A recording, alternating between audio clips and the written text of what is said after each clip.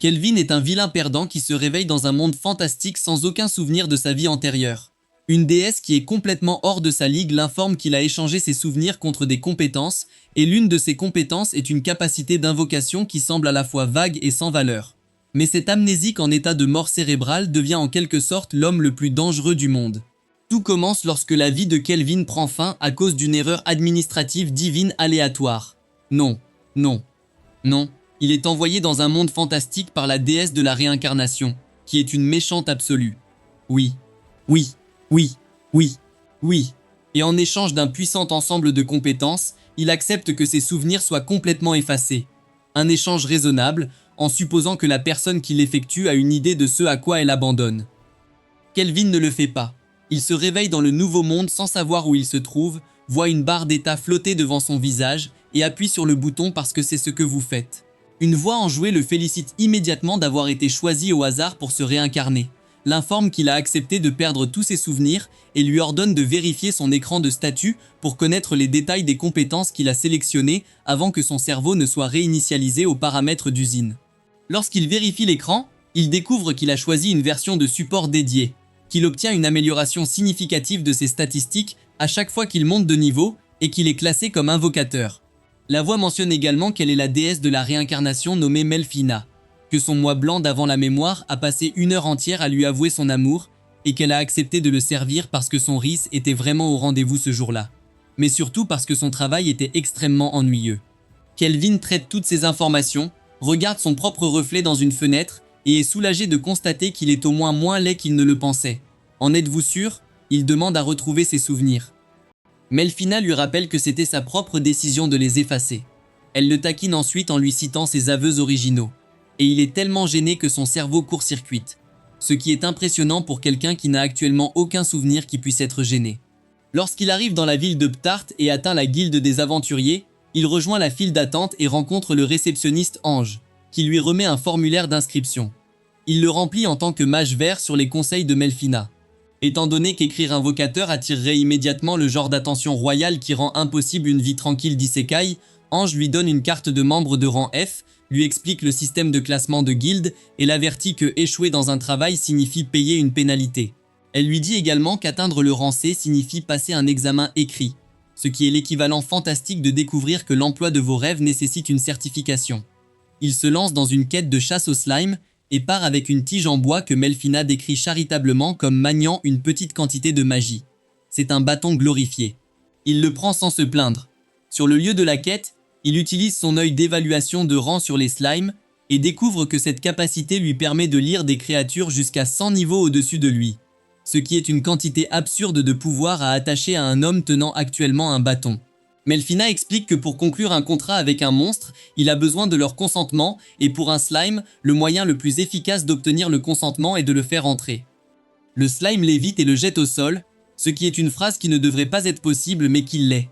Il charge à nouveau, réussit finalement et tend la main pour conclure le contrat. Le slime se dissout en mana et est absorbé par son corps. Melphina le félicite. Kelvin nomme le slime Cloto, l'envoie absorber les slimes restants dans la zone et passe les minutes suivantes à regarder son nouveau partenaire utiliser des combinaisons de boxe étonnamment techniques sur la faune locale. Lorsque Melphina explique que l'amélioration d'un invocateur de rang S ajoute 100 à toutes les statistiques d'une invocation, il regarde son écran de statut de niveau 1 et note que cela semble profondément injuste. Cloto assomme un autre slime qui se cachait dans un buisson. Kelvin lui dit qu'il a fait un excellent travail, récupère le noyau et retourne en ville.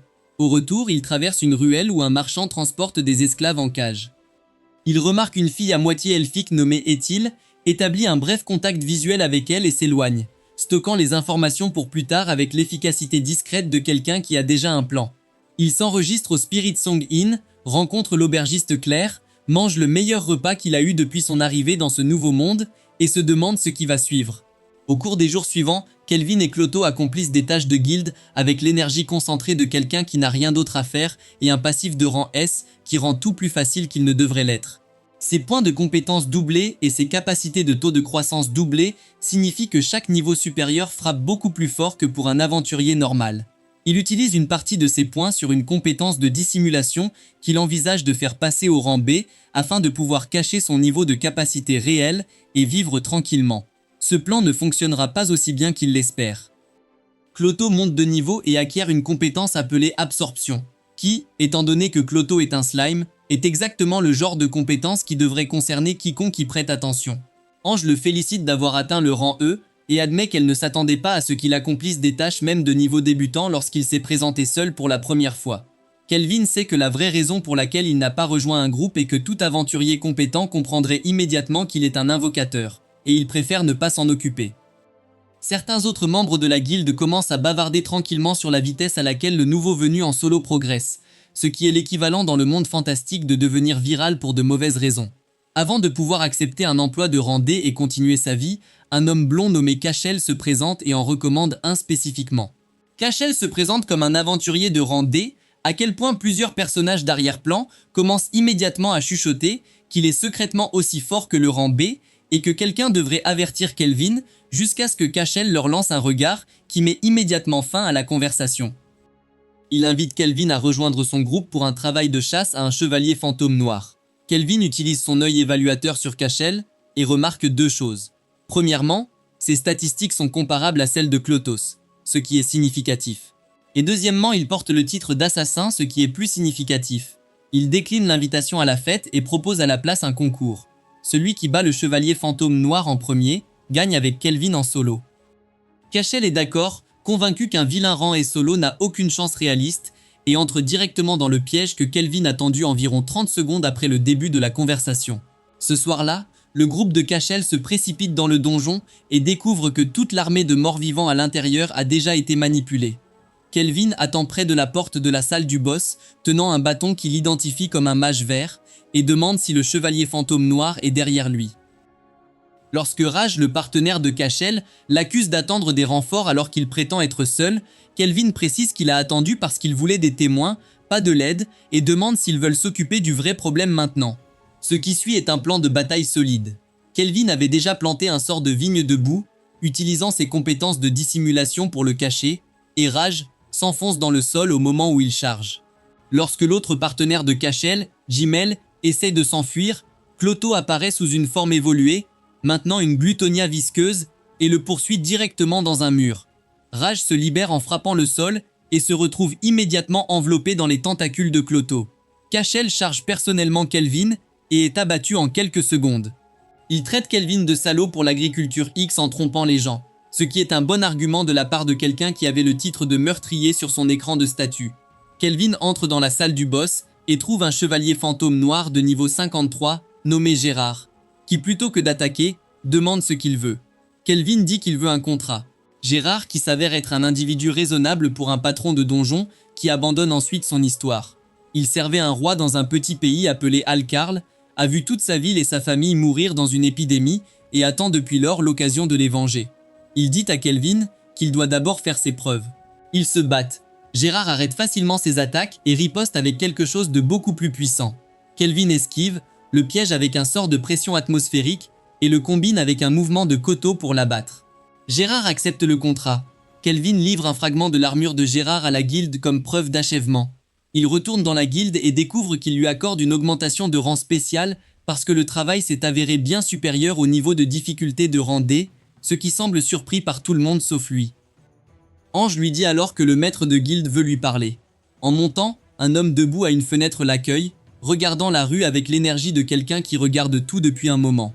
Kelvin l'appelle maître de guilde sans qu'on lui dise son nom, ce qui impressionne véritablement le vieil homme, qui se présente comme Léo, chef de la guilde des aventuriers de Ptart. Il dit alors à Kelvin qu'il sait qu'il vient d'un autre monde. Kelvin remarque que Léo a un œil évaluateur de rang A, ce qui signifie que sa compétence de dissimulation de rang B vient d'être complètement visible, et commence mentalement à calculer à quel point il a mal géré cette situation. Ils prennent le thé dans le bureau de Léo. Léo énumère calmement tout ce que Kelvin a fait depuis son arrivée et déclare qu'il sait qu'il est un invocateur. Gérard lui dit à travers leur réseau de services que cacher indéfiniment ses compétences n'a jamais été réaliste et qu'avoir des personnes de confiance qui connaissent son secret est plus utile que de n'en avoir aucune. Lorsque Melfina accepte, Kelvin prend une inspiration et admet que le vieil homme a raison.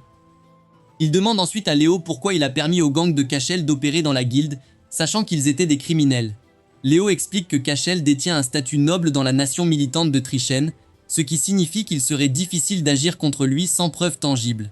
Il mentionne également qu'il se préparait déjà à agir avant que Kelvin ne s'en occupe personnellement. Léo partage ensuite qu'il a déjà rencontré des gens d'un autre monde. C'étaient des héros invoqués par le Saint-Empire de Daramis après qu'une prêtresse ait reçu une prophétie selon laquelle le seigneur démon serait réanimé.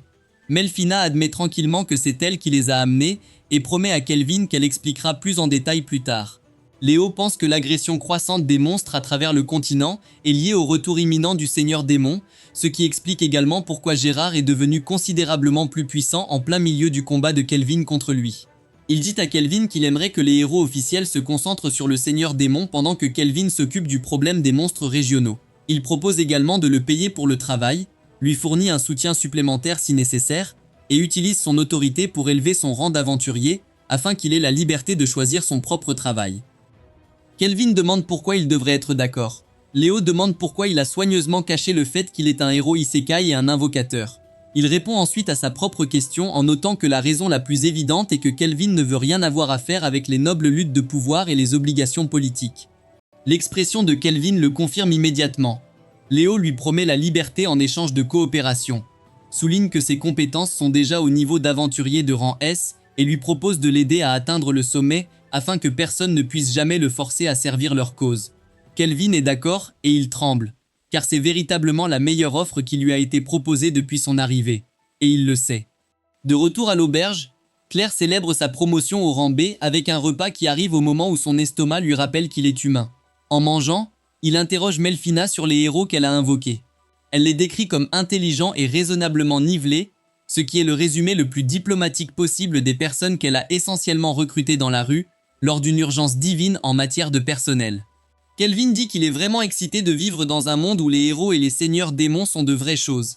Cette nuit-là, il demande à Clotho de produire l'argent de récompense qu'il avait stocké en lui, ce que Clotho fait en crachant un sac d'or parce que Clotho est un slime, et c'est simplement ainsi que cela fonctionne.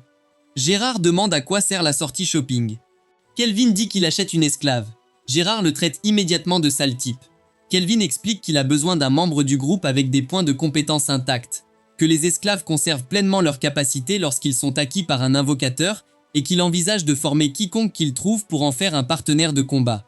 Gérard accepte cette explication tout en se réservant le droit de revenir sur son évaluation antérieure. Chez le marchand d'esclaves, Calvin trouvait-il toujours dans sa cage. Le marchand explique qu'elle porte une malédiction appelée « malédiction du roi dragon de feu » qui brûle quiconque la touche. C'est pourquoi tous les acheteurs précédents sont repartis bien pire qu'ils ne sont arrivés. Kelvin l'évalue, confirme que ses points de compétence sont complètement intacts, consulte Melfina au sujet de la contre-compétence nécessaire et s'en va. Il revient quelques instants plus tard, jette un sac d'or sur le marchand avant de pouvoir finir de parler et récupère Ethel sans autre discussion. Il marche vers un quartier plus calme de la ville. Il se présente, l'écoute lui raconter comment elle s'est retrouvée dans une cage et brise la malédiction grâce à un sort de magie blanche qu'il a acquis spécialement pour ce moment. Il lui enlève ses chaînes et lui dit qu'elle ne souffrira plus jamais comme ça.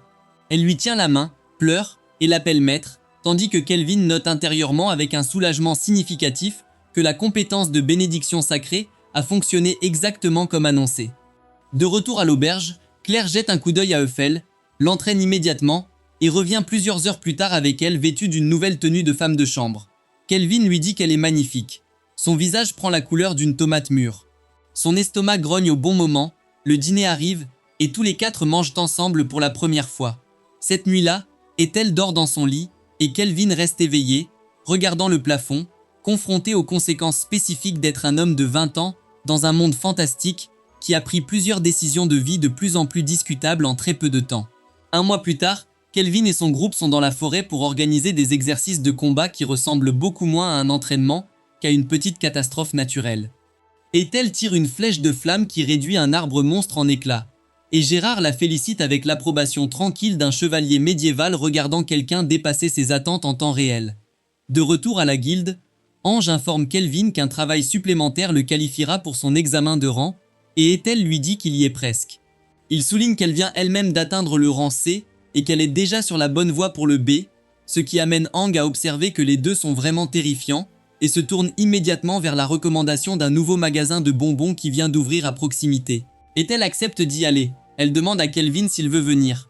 Kelvin, qui n'a jamais été invité quelque part par une fille avec qui il vit, court-circuite complètement jusqu'à ce qu'Ange le persuade de dire oui. Le lendemain matin, il arrive au lieu de rendez-vous, attend et passe environ 30 secondes à analyser la situation avant de se rendre compte qu'il a un rendez-vous. Il note avec un certain soulagement que Melfina a quitté le réseau de service ce matin-là pour assumer des responsabilités de déesse, ce qui signifie qu'elle n'est pas près de vivre la vie sociale de son employé en temps réel. Ange arrive en tenue de ville et lui dit de se détendre car il traîne juste. Il y travaille. Puis Eiffel arrive. Elle porte une tenue qui ne peut être décrite que comme un cosplay de Cendrillon dans un magasin à 1 $ qui a l'air incroyable, et Kelvin et Ange restent complètement silencieux. Kelvin produit finalement un compliment. Ethel répond en jouant avec ses cheveux avec désinvolture d'une manière qui suggère qu'elle est pleinement consciente de ce qu'elle lui fait et qu'elle a quand même décidé de continuer. À la confiserie, Ethel essaie de lui donner quelque chose du menu. Aang commence immédiatement à les taquiner. Chaque personnage secondaire sans importance à proximité commence à développer des sentiments forts à propos du fait que le nouvel aventurier à l'apparence simple de la ville est assis entre deux femmes qui sont toutes deux considérablement hors de sa ligue. Ange aggrave la situation en proposant de le nourrir elle-même, auquel cas la capacité de Kelvin à former des phrases cohérentes tombe à environ 0. Puis un salopard royal renverse leur table. Son garde le présente comme Tabra, 3e prince de Trisson. La grande nation militaire à l'Est, l'équipe d'imbéciles du prince commence immédiatement à l'encourager à donner une leçon à l'aventurier personne, et Tabra dit à Kelvin de lui remettre les filles, ce qui est une phrase qui se termine au moment où elle sort de sa bouche. Kelvin se dirige vers lui. Un garde tente d'intervenir et se fait replier en moins d'une seconde. Son partenaire tombe immédiatement après. Kelvin note avec une légère déception que les deux gardes sont de rang D, puis cloue le prince au sol avec la magie de la pression atmosphérique et demande pourquoi il est venu à Ptart. Tèbre essaie d'être arrogant. Kelvin augmente la pression. Tèbre explique qu'il est venu rencontrer Léo à la guilde et enquêter sur les rumeurs concernant un mage puissant dans la région et que son plan était de recruter ce mage à son service afin qu'il puisse améliorer sa position dans une nation qui valorise le talent au-dessus de la lignée. Il n'a aucun talent, il a besoin de pouvoir emprunter. Kelvin lui dit qu'il est la personne qu'il recherchait et décline l'offre avant qu'elle ne soit complètement étendue. Il relâche la pression, dépose le prince doucement par rapport à ce qu'il mérite et retourne à sa table. La foule environnante applaudit. Kelvin part avec ses filles. Le prince reste sur le terrain pour traiter ce qui s'est passé. Pendant ce temps, Melfina rencontre une prêtresse nommée Colette.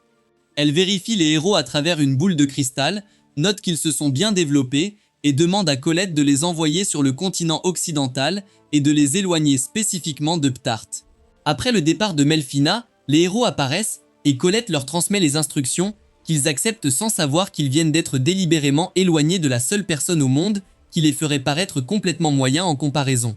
Cette nuit-là, Ethel remercie Kelvin d'avoir géré la situation au magasin de bonbons. Il s'excuse du fait qu'ils partagent un lit. Elle l'ignore complètement et lui demande s'il la trouve attirante en tant que femme. Il ne sait pas quoi faire de cette question. Elle ne fait qu'empirer les choses en lui disant clairement qu'elle l'aime et qu'elle est reconnaissante pour tout ce qu'il a fait pour elle depuis le jour où il l'a trouvée dans cette cage. Il se penche vers elle. Il s'arrête lorsqu'il voit le collier. Il la complimente à la place. Elle le serre dans ses bras et s'installe contre lui. Et après un moment, il promet de leur acheter bientôt une vraie maison, ce qui est la chose la plus domestique que le futur ennemi du Seigneur Démon ait jamais dit. Le lendemain matin, le groupe examine les statistiques actuelles du héros et découvre qu'elles ne sont pas particulièrement impressionnantes pour les personnes qui vivent dans un monde fantastique depuis plus d'1 an. Kelvin se demande pourquoi ils ne sont pas au moins niveau 100. Melfina se demande en privé s'ils seront prêts à temps. Avant que l'une ou l'autre pensée ne se développe davantage, Kelvin se tourne vers la présentation de son nouveau travail de forgeron, en présentant un bâton qu'il a lui-même fabriqué. Gérard sort immédiatement son nouvel équipement de haut rang en guise de contreflexe. Ethel produit une robe qu'elle a confectionnée en utilisant ses propres compétences en couture de haut niveau et la présente à Kelvin. À ce moment-là, Melfina dit doucement qu'elle souhaiterait que les héros soient à moitié aussi capables que son groupe, ce qui, de la part d'une déesse, est à la fois un compliment et une légère inquiétude. Léo le convoque à la guilde et l'informe qu'un démon a été détecté dans un donjon de rang D appelé Hermit's Cave. Melfina explique que les démons comptent parmi les races les plus puissantes du monde aux côtés des dragons et des anges. Léo présume que le démon est du rang, puis évoque doucement le fait que Kelvin a agressé un prince étranger plus tôt dans la journée et l'utilise comme levier discret pour l'encourager à accepter le poste. Kelvin accepte, en partie parce que c'est la bonne chose à faire, et en partie parce que Léo vient de démontrer qu'il est très bon dans ce domaine. À Hermit's Cave, il rencontre un aventurier nommé Erd qui les informe sur un système de barrières surveillant le démon, puis les conduit à l'entrée du donjon. Dans la pièce sombre, il trouve une fille enveloppée de chaînes et un démon qui se présente comme l'archidémon Victor.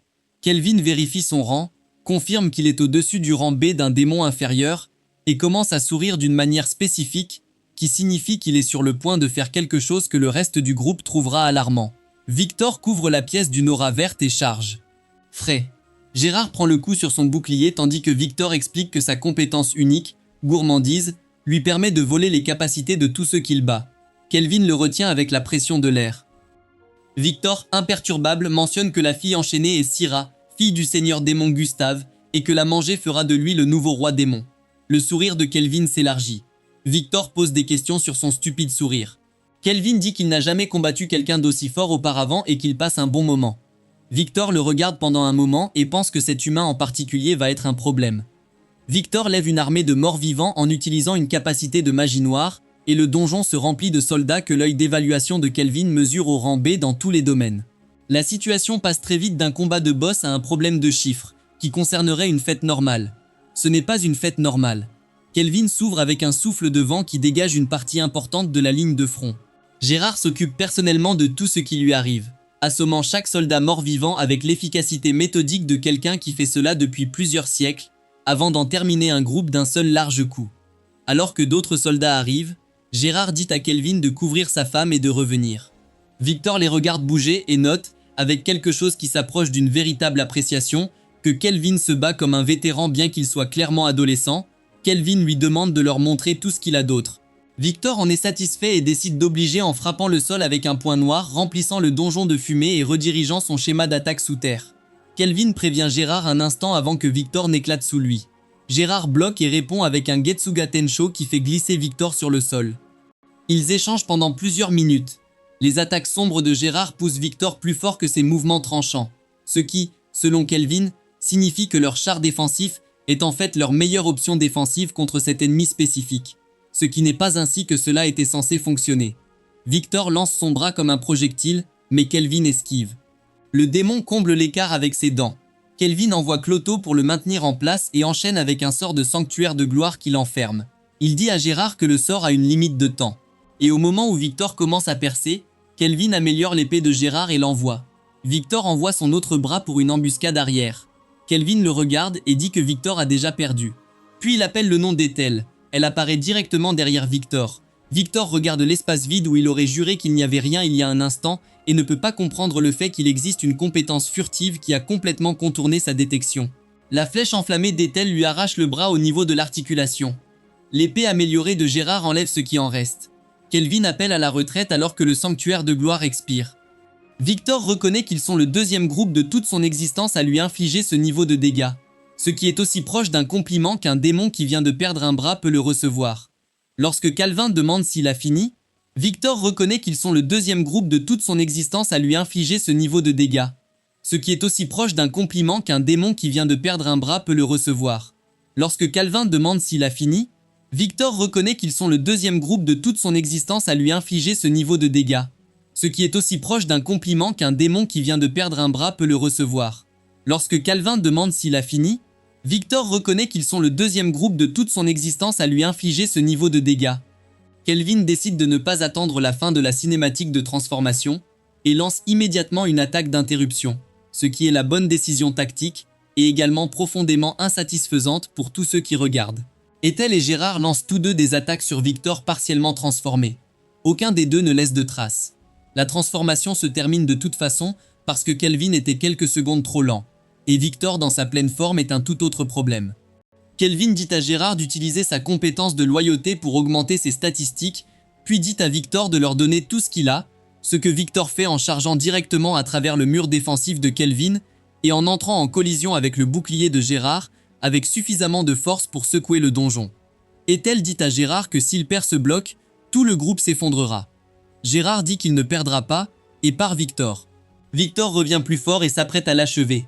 Ethel s'ouvre avec des flèches pour attirer son attention, donnant à Gérard l'ouverture pour se remettre sur pied et rejoindre le combat. Ethel tire son tir de flamme le plus puissant sur la masse centrale de Victor.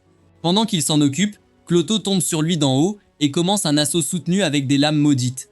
L'équipe suit avec une explosion combinée complète qui détruit complètement le corps de Victor.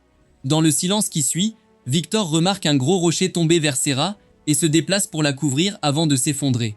Pour un démon dont le plan déclaré était de manger la fille du seigneur démon, c'est un moment révélateur. Sur le terrain, Victor explique que son projet de manger n'a jamais été réel. Il leur a dit cela parce qu'il voulait un combat digne d'être rappelé. Il explique ensuite ce qui s'est réellement passé. Gustave a confié Syrah à sa garde il y a plusieurs centaines d'années, alors qu'elle était encore enfant. Victor l'a entraînée et l'a gardée cachée des ennemis de Gustave. Elle n'a jamais eu d'amis. Lorsque le héros attaqua le château de Gustave, le dernier ordre de Gustave à Victor fut de veiller sur Syrah, de la sceller afin que seul un humain puisse le briser, et de l'amener dans un endroit sûr pour attendre une ère de paix. Depuis, Victor attend dans ce donjon, et l'ère de paix n'est jamais arrivée à temps. Il demande à Kelvin d'emmener Serra avec lui, de lui montrer le monde, et de la laisser devenir le nouveau seigneur démon, selon ses propres conditions. Puis il ferme les yeux. Kelvin brise le sceau de Syrah. Ses yeux s'ouvrent. Elle regarde Victor et se met à pleurer. Et Kelvin s'assoit à côté d'elle et ne dit rien d'utile parce qu'il n'y a rien d'utile à dire, ce qui est en quelque sorte tout à fait vrai. À l'extérieur du donjon, il dit à Erd que Syrah n'est qu'une humaine ordinaire qui était auparavant possédée par un démon, qui est soutenue par un bandeau de déguisement couvrant ses traits de démon. Erd accepte cela sans réticence, car les gens de Lyon ont tendance à être suffisamment perspicaces pour savoir quand ne pas poser de questions. Peu de temps après, Gérard subit une évolution complète, devenant un chevalier commandant épouvantable, un titre qui semble avoir été conçu spécifiquement pour mettre les autres aventuriers mal à l'aise lors des réunions de guilde. Kelvin emmène Syrah en ville. Elle réagit à tout ce qu'elle voit avec l'émerveillement concentré de quelqu'un qui est sous terre depuis plusieurs centaines d'années, ce qui est exact. Il la renvoie à l'auberge avec Ethel et se dirige vers la guilde, où sa promotion à un rang est confirmée par un public qui commence à soupçonner que cet aventurier en particulier ne va pas s'arrêter là. Il découvre qu'Erd et Claire sont mariés, ce qui explique la façon dont Claire dirige cette auberge avec la même énergie que quelqu'un qui gère une maison qu'elle a elle-même construite. La guilde célèbre la lumière dans la nuit. Sur le chemin du retour, il surprend Sarah seule, promettant à Victor à haute voix qu'elle vivra la meilleure vie possible. Il continue de marcher et ne mentionne pas qu'il l'a entendu.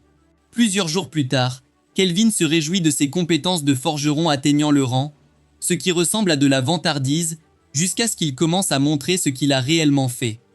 Tout d'abord, les nouveaux gantelets de Syrah nommés Erendit.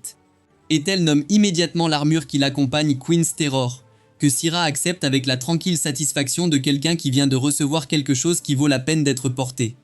Kelvin explique qu'il les a forgés à partir de l'armure de Victor exactement comme elle l'a demandé, et Syrah dit que c'est comme se battre à ses côtés. Ensuite, la nouvelle arme de Gérard, l'épée magique d'Inslaf, construite aux dimensions exactes de son épée d'origine, la transition ne nécessite donc aucune période d'ajustement. Gérard le tient et ne dit rien, ce qui, de la part de Gérard, signifie qu'il est extrêmement content. Lorsque Syrah pose des questions sur le nouvel équipement de Kelvin et Ethel en particulier, il lui dit d'attendre et de le voir en action, ce qui est soit de la confiance, soit une déviation. Et avec Kelvin, il est vraiment difficile de faire la différence. Il demande à tout le monde de le laisser dormir. Il travaille depuis plusieurs jours d'affilée. Ethel demande ce qu'il veut manger. Il décrit une envie spécifique de riz de manière suffisamment détaillée pour que toutes les personnes présentes dans la pièce sachent désormais exactement où se déroulera le prochain voyage. Peu de temps après, Kelvin, Syrah et Éphil sont dans une calèche en direction de Thorage. Syrah voit le monde passer devant la fenêtre avec l'expression de quelqu'un qui stocke chaque détail. Lorsque Kelvin suggère de s'arrêter pour pêcher, elle accepte immédiatement. Il a deux objectifs pour ce voyage. Premièrement, remplir sa promesse faite à Victor en montrant davantage à Sarah le monde, et deuxièmement, remplir sa mission personnelle de manger du riz à Thorage, qui est une ville célèbre pour ce riz. Lorsque Gérard pose des questions sur l'absence de Melfina, Kelvin explique qu'il a découvert lors de la soirée post-Victor que sa classe s'était discrètement améliorée vers Dieu, ce qui signifie qu'il n'est plus possible de la convoquer directement. Elle lui a dit qu'elle utiliserait un avatar qui dissimulerait son statut divin et que puisque l'avatar ressemble exactement à son vrai moi, il va techniquement retomber amoureux d'elle en le voyant. Serra mentionne avec désinvolture que plusieurs personnes les suivaient à distance. Kelvin dit qu'il le sait déjà. Avant qu'il puisse élaborer, un groupe de bandits bloque la route et leur chef les présente comme le Vent Noir, un équipage infâme qui aurait été démantelé par un aventurier de rang A et qui n'aurait apparemment pas retenu la leçon. Kelvin les évalue. Ce sont tous de la chair à canon. Il envoie Serra s'en occuper et lui dit de laisser les gants, car il ne veut pas que les conséquences nécessitent un nettoyage. Elle pose les gants, sort et démonte tout le groupe à main nue d'une manière qui amène le conducteur de la voiture à reconsidérer plusieurs choses sur son choix de carrière. Elle arrête le marteau géant d'un musclé à mi-chemin, le laisse tomber sur lui et effraie le chef pour qu'il se rende si profondément qu'il s'attache avant même qu'elle ait à demander. Kelvin note depuis la fenêtre de la voiture qu'elle est au niveau 75, ce qui explique pourquoi il l'a envoyée et personne d'autre. À la guilde des aventuriers de Thorage, Kelvin rencontre le maître de guilde local, une femme nommée Mist, qui le remercie d'avoir livré l'un des dirigeants du Vent Noir. Elle mentionne que Léo lui a parlé de lui, et lorsqu'il lui pose des questions sur leur lien, elle explique qu'ils étaient dans le même parti il y a 20 ans. À l'époque, Léo était connu comme l'analyseur, un titre qu'il avait gagné grâce à son habitude d'inspecter les écrans de statut des autres sans rien demander, ce que Kelvin comprend désormais à un niveau profondément personnel. Mist partage que le Vent Noir est passé du vol de grands chemins à l'enlèvement organisé et au commerce des esclaves, et mentionne qu'un héros national trissant nommé Christophe est lié à leurs opérations actuelles. Sarah annonce immédiatement qu'elle veut écraser toutes les personnes impliquées. Mist explique qu'agir contre Christophe risque directement un incident international entre Thorage et Trisso, ce qui freine le plan mais n'y met pas fin. Kelvin note que Christophe n'est qu'au niveau 70, ce qui est plus une déception qu'un soulagement, mais il réfléchit quand même à un angle différent. Il demande tranquillement à Syrah d'exécuter sa compétence de détection, et elle récupère un groupe entrant dans la ville vers le niveau 50. Kelvin s'illumine, parce que c'est le parti des héros, et leur demander de gérer Christophe transforme officiellement un incident politique en une opération sanctionnée sans empreinte digitale directe de sa part. Il présente ce plan à Mist qui le soutient.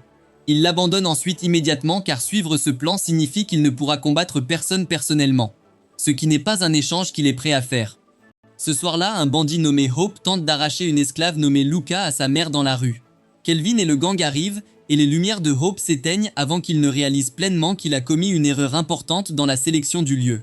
De l'autre côté de la ville, Christophe rencontre en privé une associée nommée Prisra, qui s'inquiète d'être révélée maintenant que l'un de leurs groupes a été éliminé. Un troisième personnage nommé Edu ne dit rien d'utile si ce n'est qu'il veut combattre quelqu'un de fort, ce qui est soit un trait de personnalité, soit une menace selon le déroulement des prochaines minutes. Ensuite, Kelvin et son groupe entrent directement dans leur cachette. Parce que l'approche de Kelvin en matière d'infiltration tactique consiste à entrer par le front et à voir ce qui se passe. Christophe enlève son masque. Kelvin lui dit qu'il n'est pas intéressé par un personnage de fond et que ce qu'il s'apprête à faire ici n'est pas un événement principal. C'est l'apéritif. Le groupe de héros arrive à la cachette quelques instants plus tard et la première chose qu'il voit est l'énorme forme évoluée de Cloto bloquant l'entrée. Cela amène Toya à tirer son épée jusqu'à ce qu'une fille nommée Lunar court devant lui et explique que Cloto appartient au groupe qui l'a sauvé plus tôt. Lorsque Toya se présente, toutes les filles esclaves se mettent à minauder pour lui. La mère de Luca lui demande alors d'aider les aventuriers de rang qui l'ont sauvé. Les héros se précipitent dans une autre pièce où ils voient Christophe et sa bande inconscients. Ils se rendent également dans une autre partie du bâtiment, où ils voient le djinn Walmart Wu Aura cultivé avec son équipe. Kelvin se tient au milieu de la cachette criminelle qu'il vient de démanteler, entouré de bandits inconscients, et décide que c'est le moment idéal pour un monologue de méchant. Il livre un résumé désinvolte de la facilité avec laquelle il a géré le Vent Noir, ajoute une menace douce dirigée contre les héros debout de l'autre côté de la pièce, et fait tout cela avec l'énergie d'un homme qui croit sincèrement qu'il est intimidant plutôt que profondément étrange. Toya se présente. Ses trois compagnons Setsuna, Nana et Miyabi font de même. Toya déclare que protéger les gens contre des criminels comme Kelvin est leur devoir sacré, identifie l'ensemble du groupe comme le nouveau Blackwind sur la seule base des vibrations et annonce qu'il les vaincra.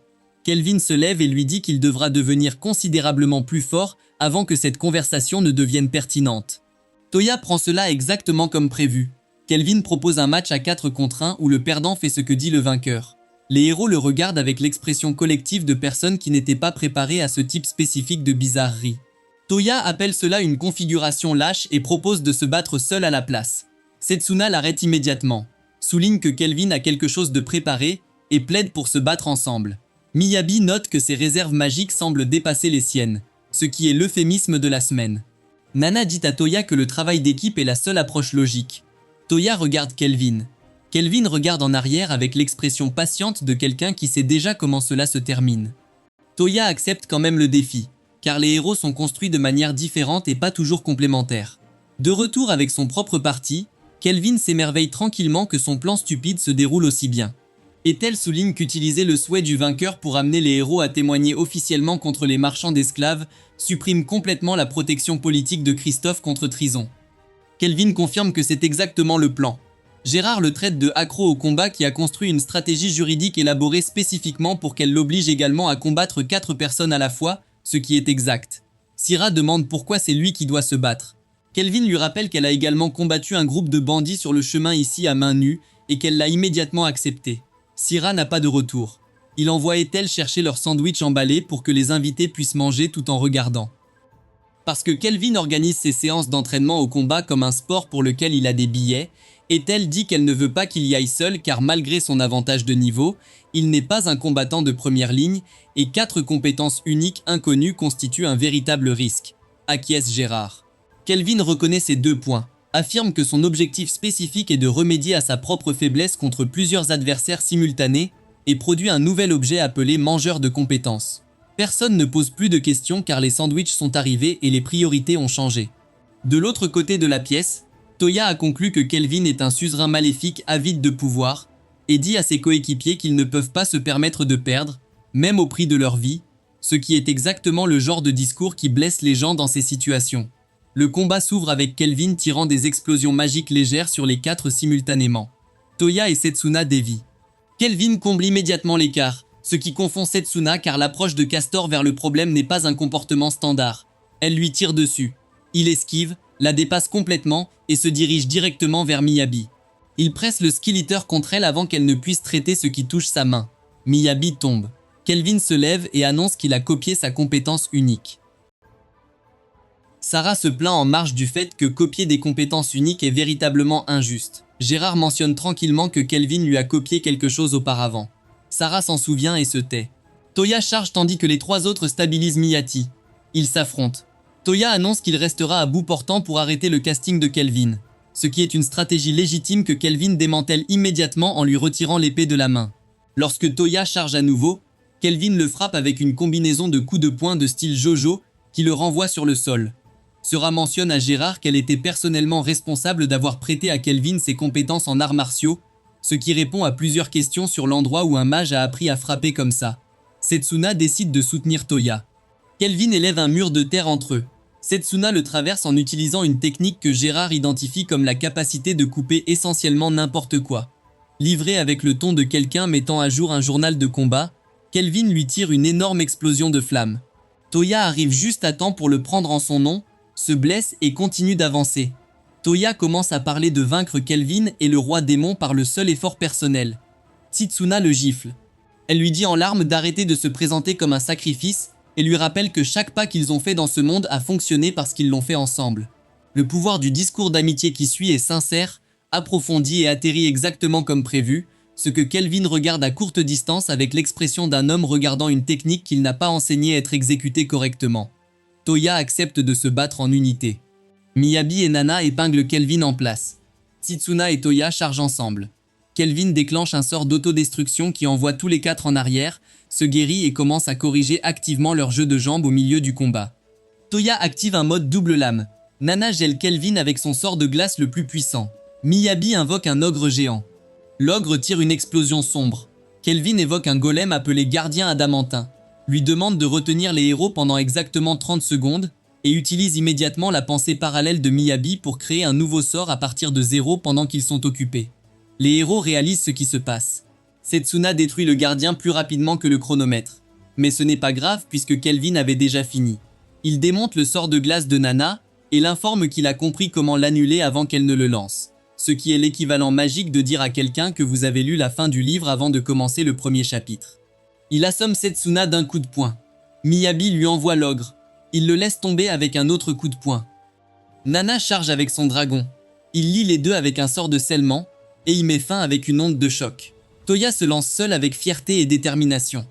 Kelvin termine le combat avec un uppercut et lui conseille de devenir plus fort. Quand Toya se réveille, Luna explique que c'est le groupe de Kelvin qui l'a sauvé. Kelvin se présente comme un aventurier et non comme un criminel. Toya demande pourquoi tout cela était nécessaire, reste assez longtemps avec la question pour trouver la réponse lui-même et se rend compte que Kelvin les a combattus spécifiquement pour leur montrer exactement où leur approche échoue contre un véritable adversaire. Il le remercie avec la sincérité maladroite de quelqu'un qui vient de se tromper en acceptant les remerciements, invoque les termes du pari et demande à Toya d'enlever sa chemise. Il a besoin de mesures pour les cadeaux d'adieu qu'il leur prépare. Personne dans la pièce ne découvre que c'était la raison avant la réaction initiale, ce dont Calvin ne semble pas se sentir mal. Calvin envoie Luna et sa mère dans une calèche, s'assure que Myst gère la logistique des esclaves sauvés, et confirme que Christophe et les autres membres de Blackwind sont formellement interrogés sur les liens. Les tâches administratives terminées, il dit à Myst qu'il se dirige vers un jeu de punition, qu'elle accepte sans demander de précision car elle a développé une compréhension fonctionnelle de qui elle a affaire.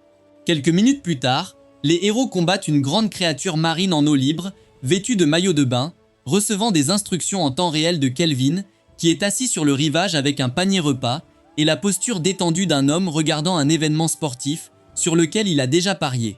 Miyabi consacre environ 60% de son attention à la créature marine et les 40% restants à la situation générale de Nana, ce qui n'aide personne.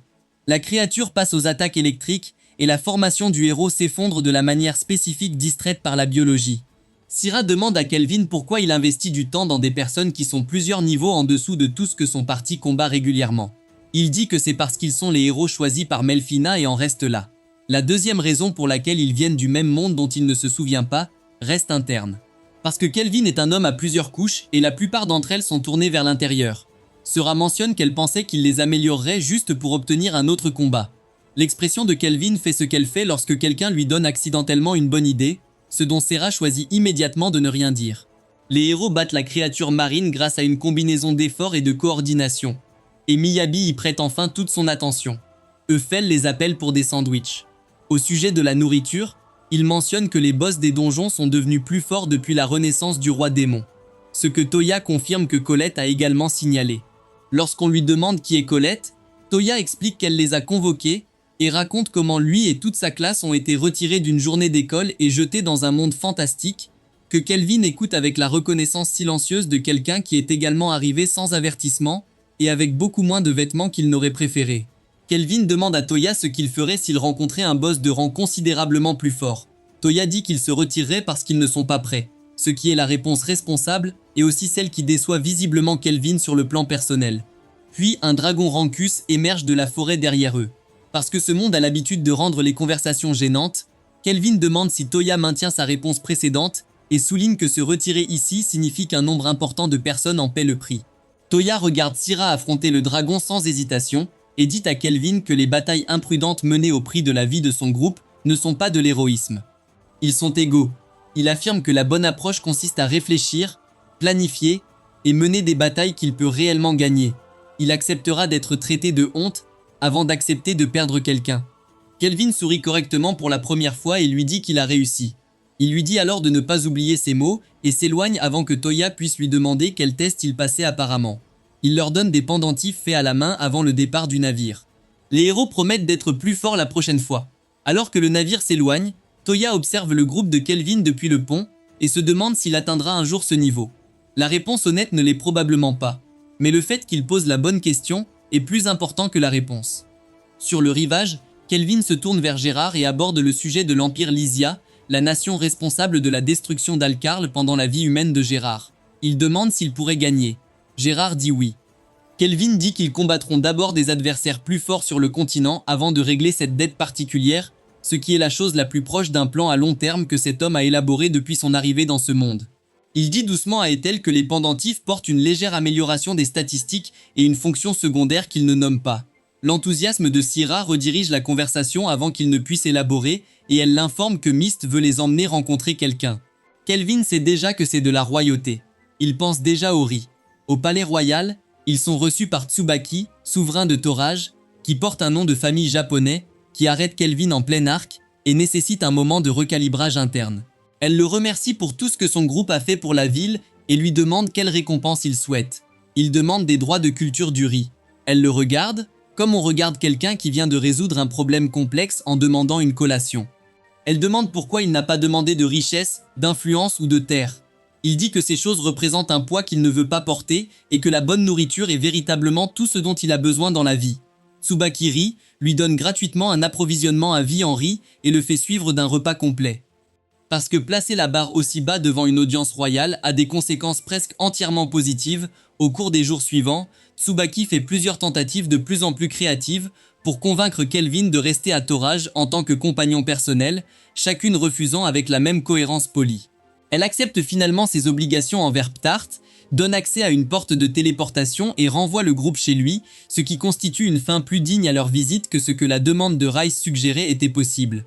De retour à Part, Kelvin emmène l'équipe dans une maison qu'il a achetée tranquillement alors qu'il voyageait, car l'ère des appartements à loyer modique est officiellement révolue. Tout le monde se précipite pour réclamer des chambres avec l'énergie de ceux qui vivent depuis trop longtemps dans un seul espace partagé. Clotho demande la cour. Kelvin approuve sans hésitation. Luca et sa mère Ellie arrivent comme employés de maison, car l'homme qui s'est inscrit comme aventurier solo de premier rang avec un bâton en bois possède désormais un manoir, emploie 2 personnes, possède un jardin et se considère toujours comme un simple aventurier. Cette nuit-là, Melfina apparaît dans la pièce pendant qu'il se repose. Il l'invoque correctement pour la première fois depuis l'amélioration de sa classe. Elle arrive sous une forme ailée qui lui fait oublier toutes les pensées cohérentes qu'il a jamais eues, ce que Melfina note avec la tranquille satisfaction de quelqu'un qui a chronométré son entrée très délibérément. Le lendemain matin, Melfina termine le petit déjeuner préparé par Euphel et annonce qu'il est à la hauteur de sa réputation. Elle mentionne ensuite qu'elle a eu du mal à retrouver Calvin puisqu'il n'était plus à l'auberge. Il demande pourquoi elle n'a pas simplement utilisé le réseau de service. Elle dit qu'elle voulait voir son visage quand il a réalisé qu'elle était là, ce qui est techniquement gentil et signifie également qu'elle a obligé tout le monde à la chercher sans raison pratique. Comportement classique de la déesse. Gérard et les autres entrent, voient Melfina et demandent qui est la femme ailée dans leur cuisine. Elle se présente. La salle se réajuste.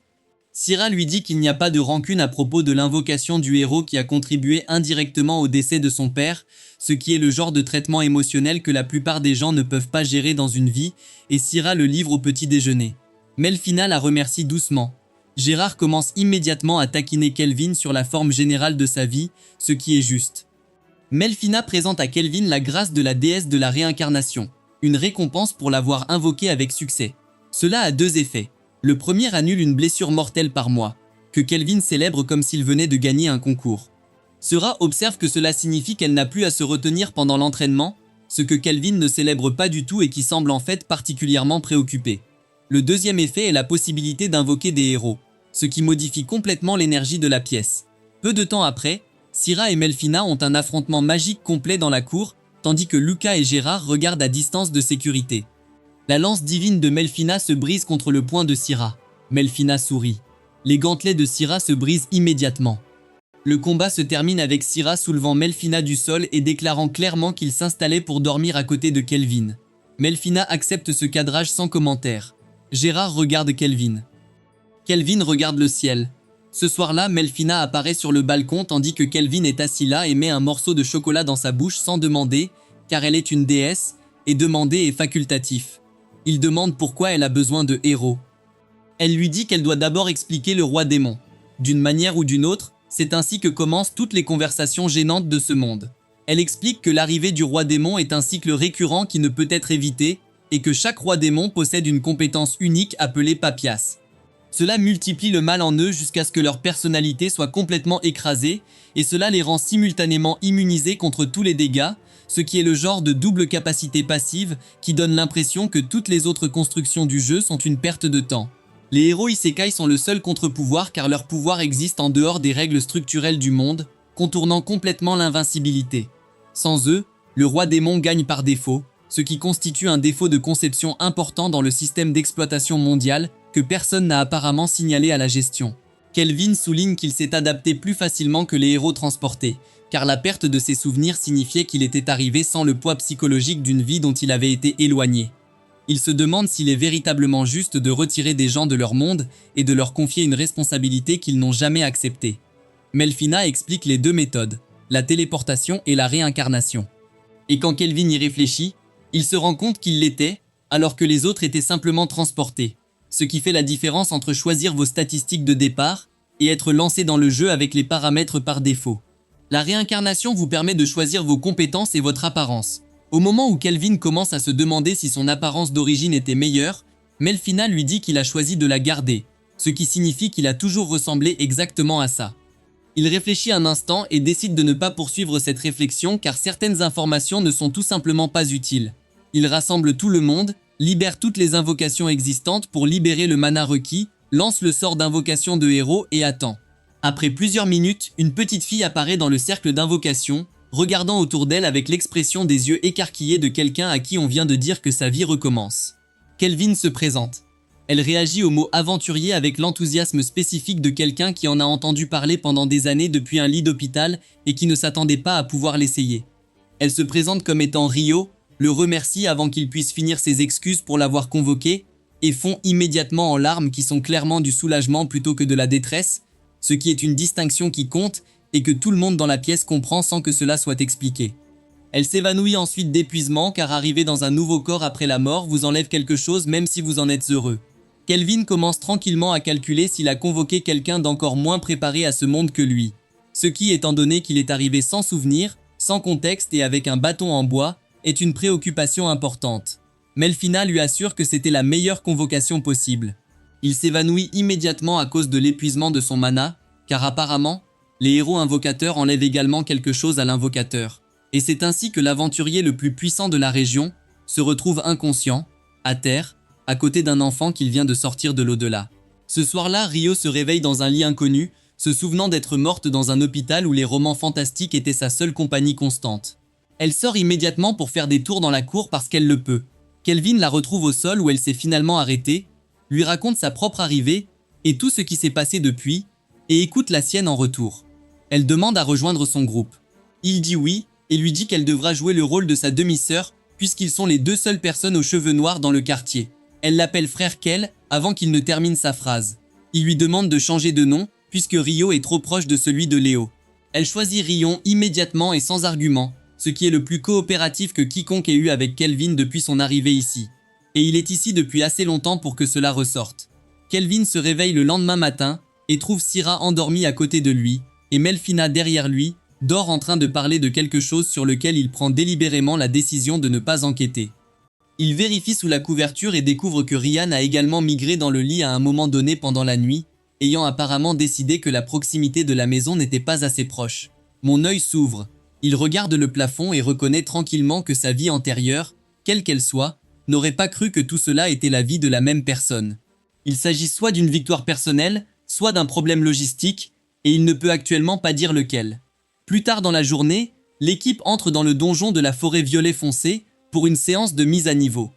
Ryan commence immédiatement à sauter entre les arbres avec l'énergie illimitée de quelqu'un qui a passé sa vie antérieure incapable de se déplacer librement et a l'intention de rattraper chaque instant.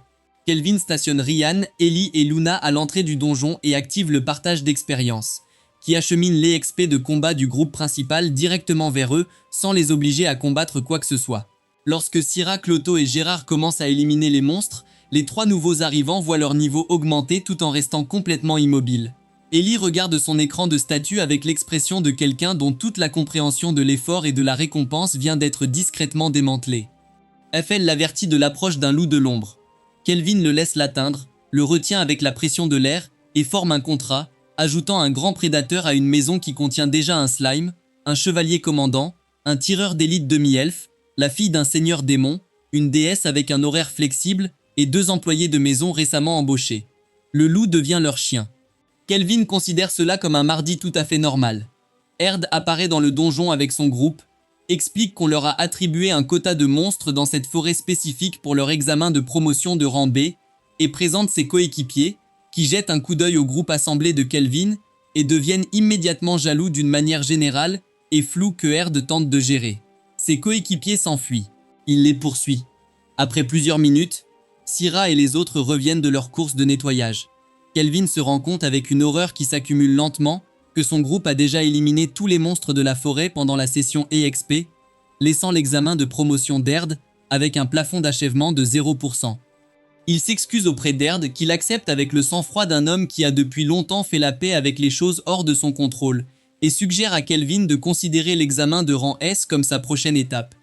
Kelvin classe cela de côté, principalement parce que combattre des adversaires de rang S est la partie qui l'intéresse. De retour au manoir, l'équipe baigne le loup. Ryan le nomme Alex, ce que le loup accepte sans objection. Il est immédiatement intégré à la famille, qui compte désormais un effectif qui concernerait une personne raisonnable et ne concerne pas du tout Kelvin. Ryan passe le reste de la journée à trouver sa place dans un groupe et s'intègre immédiatement car elle aborde tout avec l'enthousiasme simple de quelqu'un à qui on a dit qu'elle ne pouvait rien faire. Elle s'endort sur le lit avec Alex. Cette nuit-là, Syrah informe Kelvin que 14 hommes armés ont encerclé le manoir. Il les évalue, confirme qu'ils sont tous de la chair à canon, et envoie Rion dehors avec Alex pour s'en occuper plutôt que d'y aller lui-même.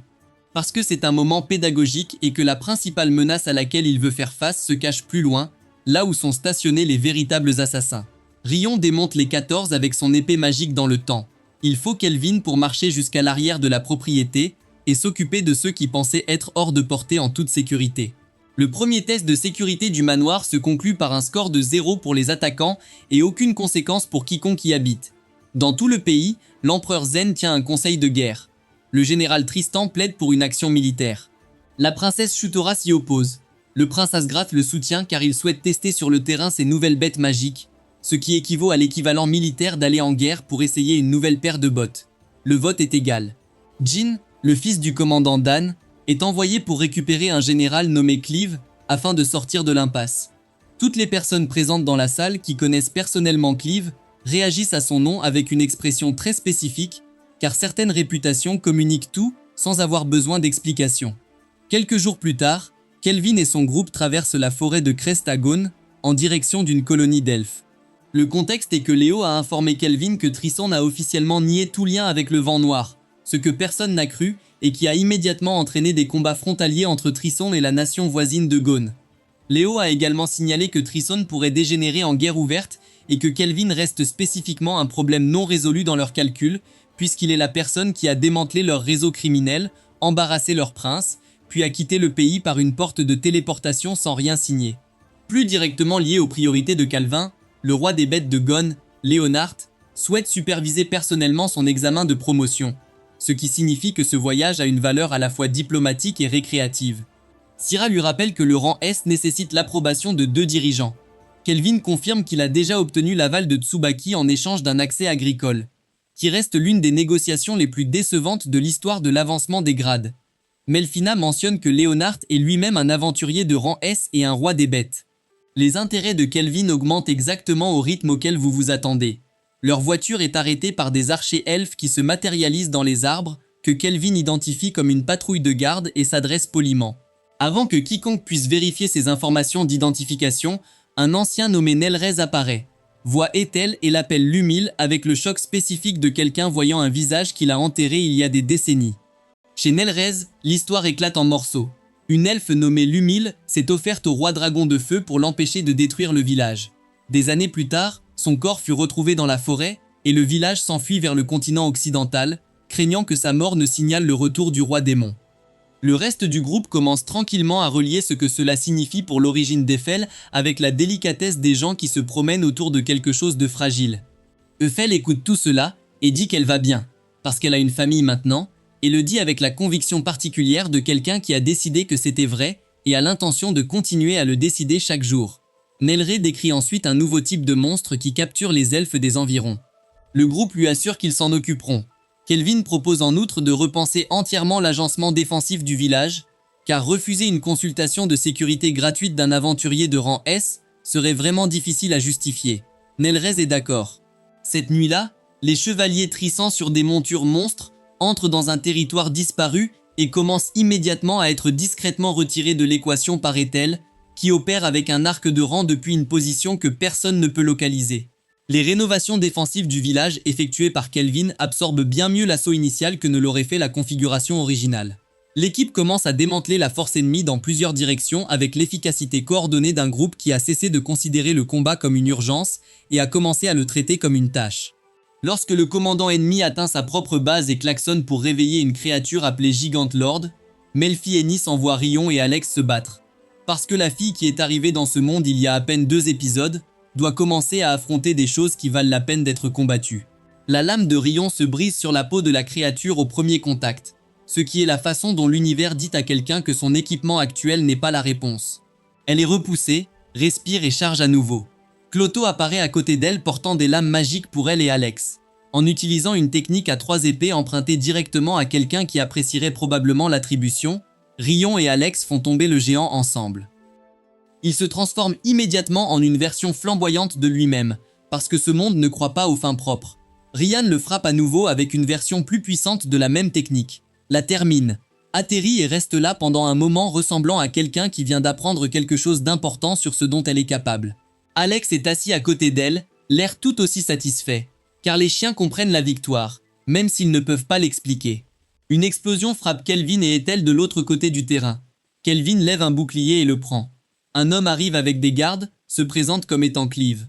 Et l'œil évaluateur de Kelvin renvoie un résultat qui lui fait sourire, le sourire spécifique qu'il réserve aux adversaires qui vont le faire essayer. Le blondie observe la scène avec la posture de quelqu'un qui n'a jamais été surpris une seule fois dans sa vie par une situation dans laquelle il s'est retrouvé. Il est sur le point de l'être. Avant de terminer l'enquête, il active un sort de charme destiné à Ethel.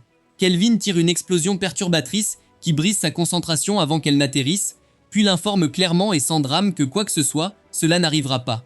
Sur le ton de quelqu'un qui corrige une erreur très basique, Clive se présente comme un général de l'armée de Tristan. Kelvin lui dit que le titre est noté et non pertinent, et l'avertit de ne plus s'approcher d'Ethel, ce qui est la version la plus polie de Kelvin à propos de quelque chose qui le met vraiment en colère, et donc la version la plus dangereuse de l'avertissement. L'œil d'évaluation de Kelvin confirme que toute l'architecture statistique de Blondie tourne autour d'une compétence unique appelée œil charmant, ce qui l'incite à demander directement si le joli garçon s'est réincarné.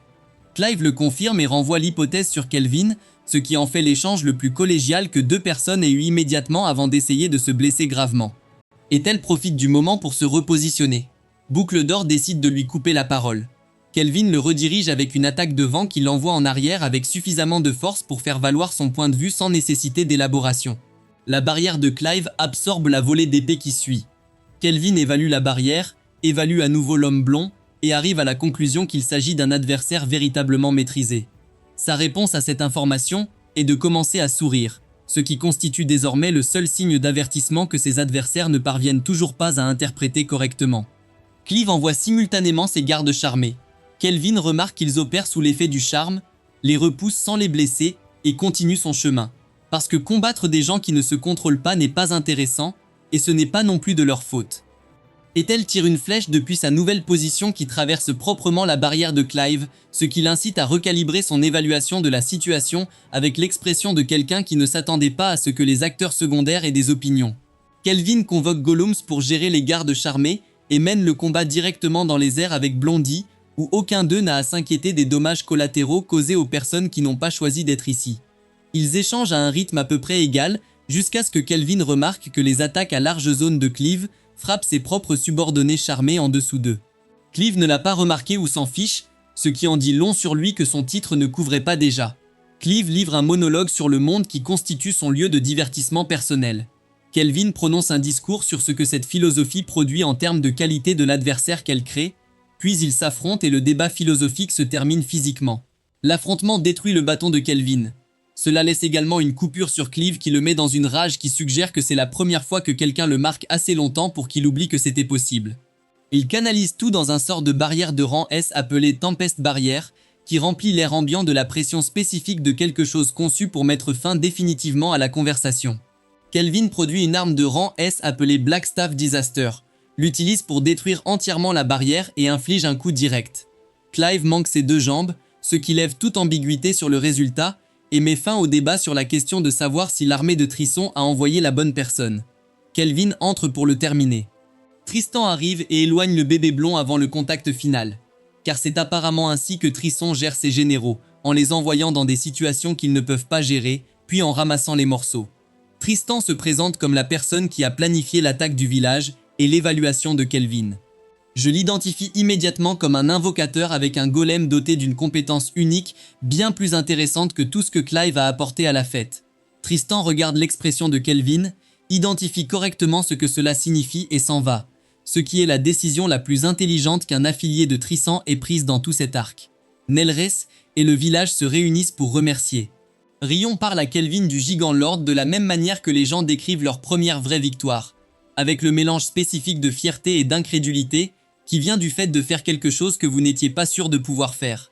Kelvin la loue sans réserve, ce qu'elle reçoit avec la tranquille satisfaction de quelqu'un qui s'habitue encore à l'entendre et qui choisit de toute façon d'y croire.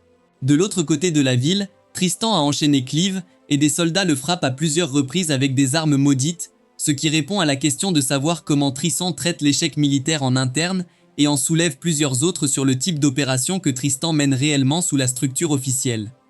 De retour au village, le groupe de Kelvin rejoint les elfes pour une célébration dont le village avait clairement plus besoin que quiconque ne l'avait admis.